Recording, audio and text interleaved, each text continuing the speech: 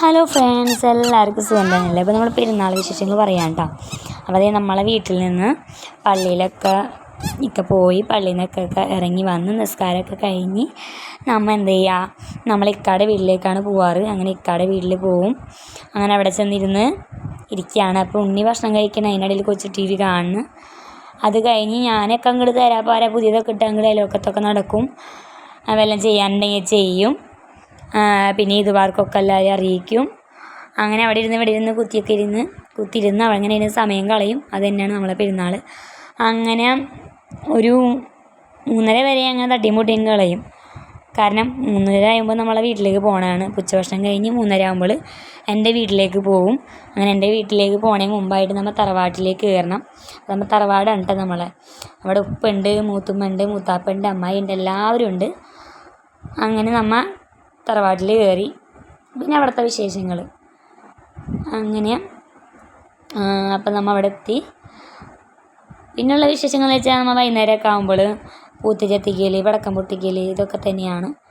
അങ്ങനെ പെരുന്നാൾ അങ്ങോട്ട് അടിച്ച് പൊളിച്ച് അങ്ങോട്ട് പോകും. ഇക്കടെ വീട്ടിലെന്ന് വെച്ചാൽ അങ്ങനെ പടക്കം പൊട്ടിക്കൽ, പൂത്തിരി എത്തിക്കൽ അങ്ങനെയൊന്നും ഇല്ല. കാരണം പെരുന്നാൾ അങ്ങനെ ആഘോഷം കുറവാണ്. കാരണം വെച്ചാൽ മുസ്ലിങ്ങൾ അധികം ഇല്ല, കൂടുതൽ ക്രിസ്ത്യാനികളാണ്. അപ്പോൾ ക്രിസ്മസിനൊക്കെയാണ് അവിടെ ആഘോഷങ്ങളുണ്ട്. ക്രിസ്മസിന്, പള്ളിപ്പെരുന്നാളിനൊക്കെ ഭയങ്കര ആഘോഷമാണ് കേട്ടോ അവിടെ. പെരുന്നാളിനൊക്കെ പള്ളിയിൽ നിന്ന് ഇറങ്ങുക, പുതിയ ഡ്രസ്സ് ഇടുക, ഫുഡ് കഴിക്കുക, കുറച്ച് നേരം വർത്തമാനം പറഞ്ഞിരിക്കുക, അത്രേ ഉള്ളൂ. വീട്ടിലേക്ക് വരുമ്പോൾ പ്രത്യേക ഒരു സന്തോഷമാണ്. കാരണം പെരുന്നാളിന് പടക്കം പൊട്ടിക്കലും പൂത്തിരി എത്തിക്കലും അനിയന്മാരായിട്ടുള്ള സന്തോഷം, അത് പ്രത്യേക സന്തോഷം തന്നെയാണ്.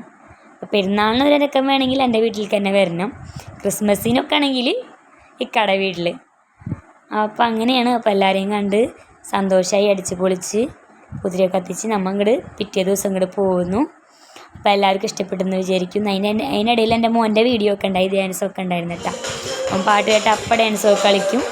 അങ്ങനെ അവൻ്റെ ഡാൻസും കാര്യങ്ങളൊക്കെയാണ്. എല്ലാവർക്കും ഇഷ്ടപ്പെട്ടെന്ന് വിചാരിക്കുന്നു. ഇഷ്ടപ്പെട്ടാൽ ലൈക്ക് ചെയ്യുക, ഷെയർ ചെയ്യുക, സബ്സ്ക്രൈബ് ചെയ്യാത്തവർ എന്തായാലും സബ്സ്ക്രൈബ് ചെയ്തേക്കണേ.